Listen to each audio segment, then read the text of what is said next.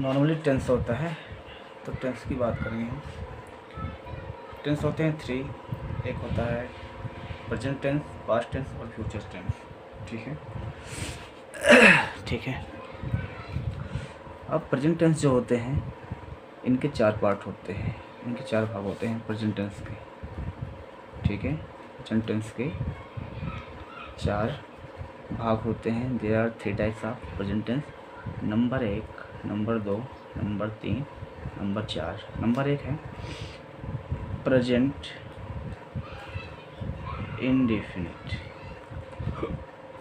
Indefinite tense. ठीक है ठीक है। नंबर 2 है प्रेजेंट कॉन्टिन्यूअस टेंस। नंबर 3 है प्रेजेंट परफेक्ट टेंस। नंबर 4 है प्रेजेंट परफेक्ट कॉन्टिन्यूअस टेंस। ठीक है ठीक है। अब नॉर्मल क्या करता है, सबसे पहले इसमें है प्रेजेंट, इसी तरह इसके भी 4 पार्ट हैं। पास्ट टेंस, इसी तरह इसके भी 4 टेंस हैं। अब अगर हम बात करें पास्ट टेंस की, पास्ट टेंस तो यानी भूतकाल के बारे में बात करते हैं। भूतकाल तो ये सिंपल है। सिंपल क्या है इसमें, सबसे पहले तो क्या किया जाता है कि जो पास्ट टेंस है भूतकाल, इसके भी 4 ही पार्ट होते हैं और दोनों में इसमें डिफरेंट क्या है, प्रेजेंट पास्ट में डिफरेंस सिर्फ इतना सा है, आपको ध्यान से समझना है। प्रेजेंट टेंस जहाँ पे लगा है यहाँ प्रेजेंट को हटा के सीधा पास्ट लिख देना है, इस पार्ट को हटा के सीधा पास्ट कर देना है। यहाँ आप लिखो पास्ट इंडेफिनिट टेंस।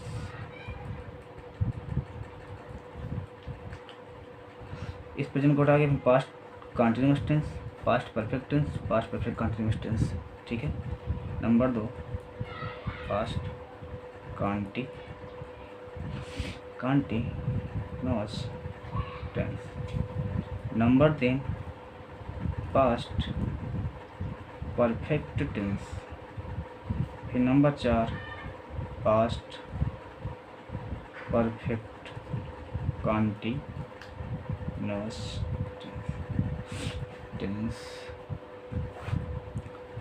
इसी तरह फ्यूचर का भी होता है। फ्यूचर क्या होता है, जो भविष्यकाल होते हैं, भविष्यकाल यानी फ्यूचर टेंस।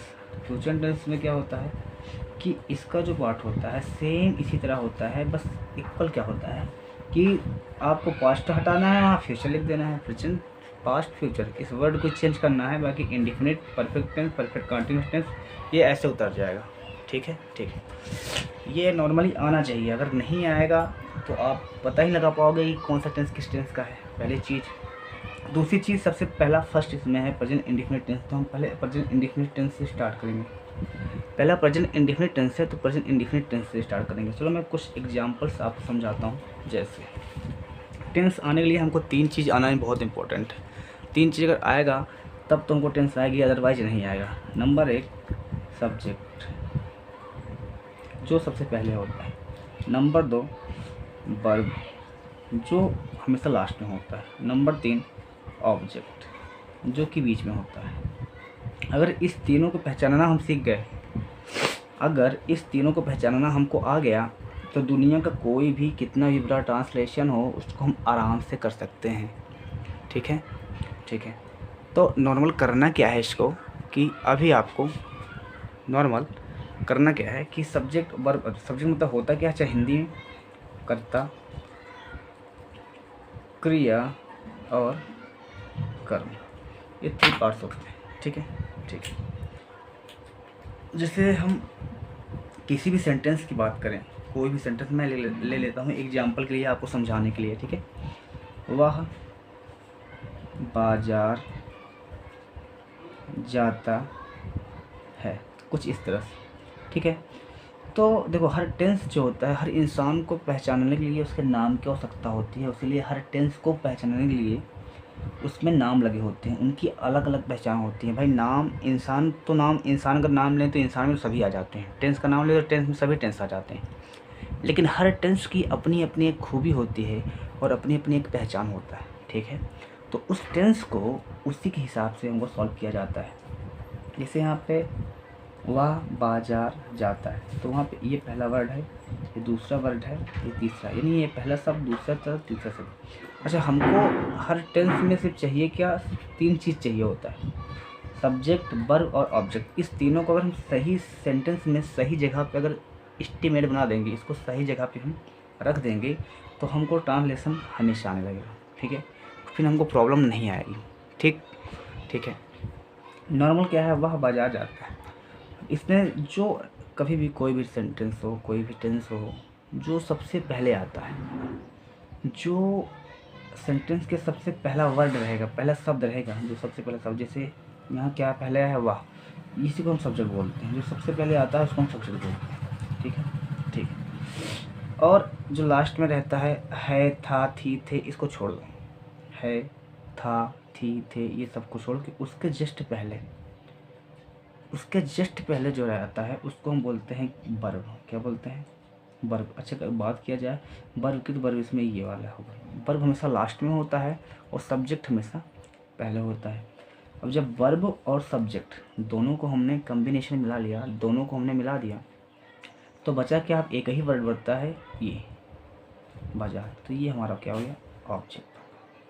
नॉर्मली और भी है, कुछ नियम्स हैं ऑब्जेक्ट को पहचानने का। ऑब्जेक्ट अगर पहचानना चाहते हो आप, तो ऑब्जेक्ट कैसे पहचान सकते हो, सिंपल है, किसी जगह का नाम आ जाए, ठीक है, और किसी वस्तु का नाम आ जाए। कोई भी वस्तु हो सकती है, वो कोई दुनिया की कोई भी छोटी बड़ी वस्तु हो सकती है, कोई भी जगह हो सकता है, छोटा बड़ा कोई भी जगह हो सकता है, तो ऑब्जेक्ट वही होता है। वैसे बाजार है, बाजार एक जगह का नाम है, स्कूल होता वो भी एक जगह का नाम होता। कोई भी एलिमेंट्स हो गया, कोई भी जितने भी तुम्हारे एनवायरनमेंट में है, वातावरण या पर्यावरण में है, उन सभी को हम ऑब्जेक्ट बोल सकते हैं, ठीक है ना। और जो सबसे पहले आता है उसको हम सब्जेक्ट बोलते हैं। जैसे ही आ गया, वाह, वे, तुम, हम सब, कम, किसी का नाम आ गया तो हमसे सब्जेक्ट होता है, सबसे पहले होता है। और जो बीच में पाया जाता है उसको हम वर्ब बोलते हैं, सिंपल। जैसे आज हम प्रेजेंट इंडेफिनिट टेंस की बात करते हैं, सिंपल है। मैं पहले टेंस की बात करता हूँ, तो कुछ बेसिक मैंने पहले आपको समझाता हूँ। जैसे मैंने लिख दिया यहाँ पे, तुम स्कूल जाते हो, तो इसमें तुम स्कूल जाते हो, तो हमको सबसे पहले से क्या निकालना है, सब्जेक्ट। ट्रांसलेशन तो कोई हो, मेरे को उससे मतलब नहीं है। हमको सिर्फ इसमें अगर तुमसे पूछा जाए कि इसमें सब्जेक्ट कौन सा है, ऑब्जेक्ट कौन सा है, वर्ब कौन सा है, तो सब्जेक्ट कहाँ होता है, सबसे पहले हमने बताया। तो बिना सोचे समझे आप सब्जेक्ट बता दोगे कि सब्जेक्ट यू, ठीक है। वर्ब कहाँ है, वर्ब हमेशा होता है सबसे लास्ट में, यानी ये जान, वर्ब हमारा हो गया गो। और फिर ऑब्जेक्ट, स्कूल जगह का नाम है ना, एक जगह का नाम आता है ना, स्कूल हमारा क्या हो गया, ये हो गया हमारा ऑब्जेक्ट, स्कूल, ठीक है। इसी तरह मैं और कोई ट्रांसलेशन दूँ, वह स्कूल, वह नदी में नहा रहा है। तो कुछ आप ट्रांसलेशन पढ़ना स्टार्ट करोगे तो रहा है एक पहचान होती है किसी टेंस की, जो पहचान होती है उसको हम छोड़ देंगे। इसमें अगर हमको देखना है सब्जेक्ट को, यानी कर्ता क्रिया कर्म, सब्जेक्ट वर्ब और ऑब्जेक्ट को, तीनों को हमको देखना है, तो सिंपल है। यहाँ पे सबसे पहले सब्जेक्ट हमको ढूंढना है। सब्जेक्ट क्या है यहाँ पे, ये है। वर्ब कहाँ है, वर्ब सबसे लास्ट में होता है, मैंने बताया। तो रहा है, ये तो वर्ब नहीं होगा, रहा है कि जस्ट पहले, क्योंकि ये तो पहचान हो गई किसी भी टेंस की। नहाना यानी बात। उसके बाद ऑब्जेक्ट क्या होगा, मैंने बताया किसी जगह का नाम आ जाए, किसी वस्तु का नाम आ जाए, कोई भी छोटी बड़ी कोई, उससे मतलब नहीं, तो हमारा ऑब्जेक्ट होता है नदी हमारा ऑब्जेक्ट हो गया, ये हमारा ऑब्जेक्ट हो गया, ये हमारा सब्जेक्ट हो गया। इसी तरह मैं और सेंटेंस की बात करूँ, कोई सेंटेंस ले लेता हूँ, कोई भी। वह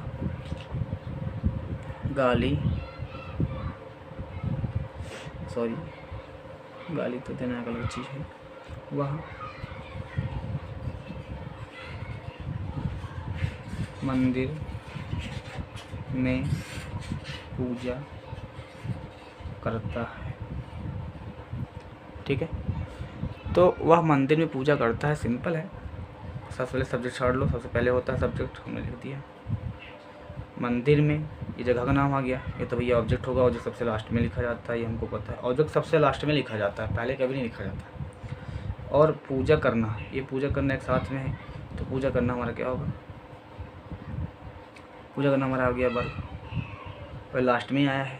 पूजा करता है, ये लास्ट में भी आया है, तो हमारा ऑब्जेक्ट हो गया। तो जनरल तुमको अगर ट्रांसलेशन पढ़ना है तो ये सारी चीज़ें आनी चाहिए। अगर ये सारी चीज़ें आएंगी तो ट्रांसलेशन आपको ऑटोमेटिक आएगा। ठीक है, ठीक है। चलो, इसी साथ हम कल से प्रेजेंट इंडेफिनिट टेंस स्टार्ट करेंगे, और प्रेजेंट इंडेफिनिट टेंस आप हमारे साथ बने रहिएगा, और ट्रांसलेशन में आपको बताना चाहूँगा, बस स्टार्ट कर दूँगा।